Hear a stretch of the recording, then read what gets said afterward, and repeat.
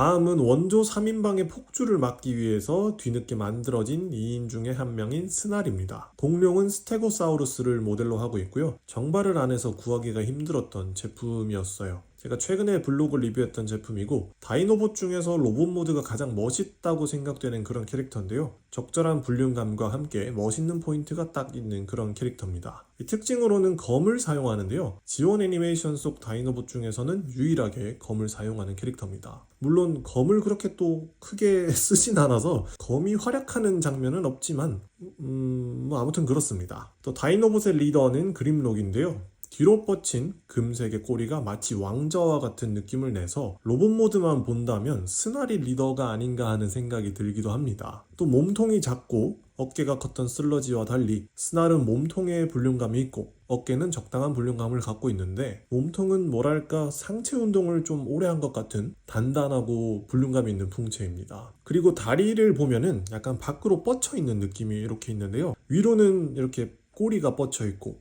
밑으로는 다리가 이렇게 뻗쳐서 이렇게 밖으로 이렇게 뻗친 이런 모습이 밸런스가 맞아서 전체적으로 굉장히 안정감을 느끼게 해주는 완벽한 밸런스맨이라는 것도 알 수 있어요. 어깨는 라텍 관절이고 고관절은 부드럽게 꺾이는 구조인데요. 제가 이 가동하는 걸 안 찍었더라고요. 안타깝게도 이 장면은 생략이 됐고요. 앞서 봤던 친구들과 마찬가지로 커다란 볼륨감과 달리 가동이 좋아서 이런저런 포즈를 하기 좋습니다. 또 생긴 게 멋있어서 간단한 포즈만 해도 포스가 넘치는데 검도 캐릭터와 잘 어울리는 디자인이라서 그런지 그냥 들고 있거나 휘두르는 장면을 할 때 또한 굉장히 멋있는 그런 분위기가 느껴지죠. 개인적으로는 검이 조금만 더 길었으면 어땠을까 하는 생각이 드는데 또 이게 또 딱 맞아서 좋은 것 같기도 하고 아무튼 여러모로 멋있는 로봇 모드입니다. 이어서 공룡 모드도 퀄리티가 아주 훌륭한데요. 애니메이션 속 모습보다 더 고급지죠. 트레이드 마크인 꼬리와 지느러미에 메탈릭 골드로 도색이 되어 있고요. 와중에 얼굴은 금색이 아니라서 좀 아쉽긴 합니다만 뒷다리와 앞다리의 길이 차이 등 비율도 잘 구현했고 이 짜리몽땅한 다리가 은근히 킹받는 포인트인데 뽀짝한 가동이 또한 재밌는 그런 다리고 또 자연스럽게 무기를 수납했던 슬러지와 달리 좀 많이 튀는데 검은 엉덩이 쪽에 꽂아서 수납 아닌 수납이 되고요. 또 참고로 입이 가동이 되는데 이펙트 파츠를 꼽는 핀이 없어서 다이노봇 중에서는 유일하게 이펙트를 활용하지 못하는 그런 제품이 되겠습니다. 방어 수단이지만 공격을 하는 특징을 가진 초식 공룡 둘, 비슷하게 생긴 슬러그와 함께 두면 재밌기도 하고 아무튼 이렇게 크기 차이가 나는 걸 알 수 있는데 당연하지만 다이노봇들끼리 스케일을 잘 맞춰준 걸 알 수 있습니다. 스날도 슬러지와 마찬가지로 변신하는 방법을 같이 올려놨으니까요. 참고해서 변신을 해주시면 되겠습니다.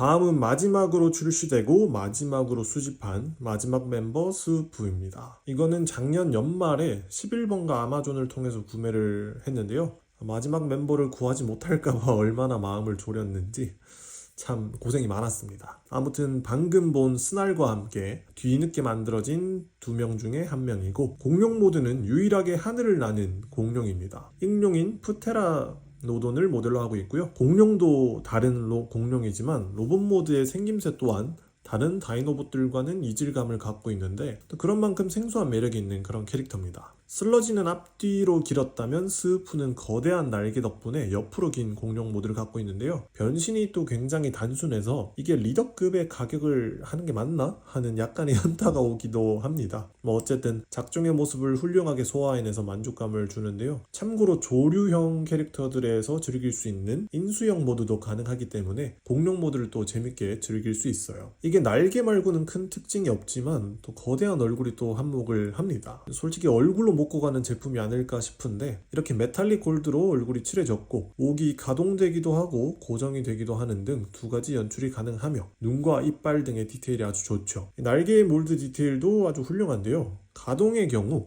중간에 힌지가 있어서 이중으로 각도 조절이 됩니다. 덕분에 날개의 생동감을 잘 살릴 수 있죠. 다리가 그냥 접혀진 몸통, 바닥은 로봇 모드의 몸통과 팔다리가 그대로 드러나서 밑에를 봤을 땐 좀 엉성한 느낌이 있습니다만 어차피 바닥에 눕혀둘 거니까 위에만 멀쩡하면 되겠죠. 아까도 봤다시피 얼굴이 정말 큰 특징인데 거대한 입이 커다랗게 벌어지고 또 이펙트 파츠를 꽂을 수 있는 핀이 있어서 이펙트를 활용해 줄 수 있어요. 와중에 또 입속의 디테일까지 잘 챙겨줘서 그래도 리더급이라서 꽤나 신경을 많이 써줬구나 하는 것도 알 수 있습니다. 아무튼 날개 가동과 입 가동을 통해서 만화 속의 장면을 연출하면 재밌고요. 다른 다이노봇들과 달리 하늘을 나는 공룡이니까 전시할 때는 거치대를 활용해 주시면 좋을 것 같습니다. 이어서 로봇 모드입니다. 아까 언급했듯이 굉장히 이질적인 디자인을 하고 있어요. 특히 대부분 몸통이 빨간데 스우프는 파란 몸통을 하고 있고 머리는 또 무슨 꽃가를 쓴 것 마냥 솟아있고 얼굴도 길쭉한 것이 프테라노돈의 얼굴과 비슷하게 잘 만든 것 같기도 합니다. 아무튼 여러모로 특이한 모습을 하고 있죠. 공룡 모드에서도 그랬듯이 로봇 모드에서도 인수형 모드가 가능한데 흉부에 공룡 얼굴을 그대로 올려서 가면을 쓰는 것처럼 장착을 하면 이렇게 또 재밌는 모습이 구현이 됩니다. 어깨는 라쳇 관절이 아니라서 그냥 부드럽게 움직여지고 팔뚝 회전, 팔꿈치 가동, 손목 회전 등 가동이 좋고 허리 가동은 이게 부리가 걸려서 불편하긴 한데 부리를 살짝 올려주면 회전에는 문제가 없으니까 허리 가동도 잘 활용해 주시면 좋겠고요. 고관절은 또 어깨와 달리 라쳇 관절로 되어 있는데요. 약간의 무게감이 있는 그런 가동이 됩니다. 무릎은 이중 관절로 되어 있어서 완전히 접히는데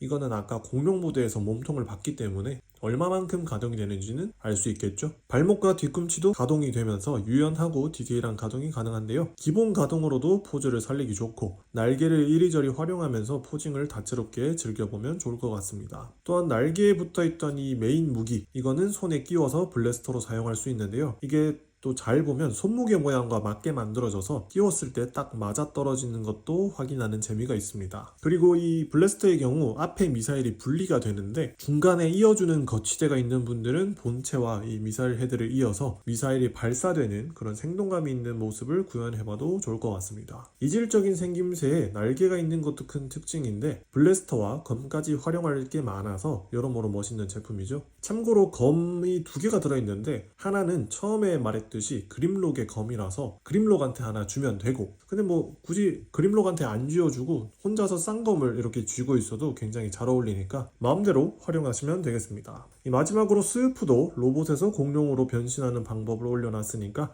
마지막까지 참고해서 변신을 해보시면 되겠습니다.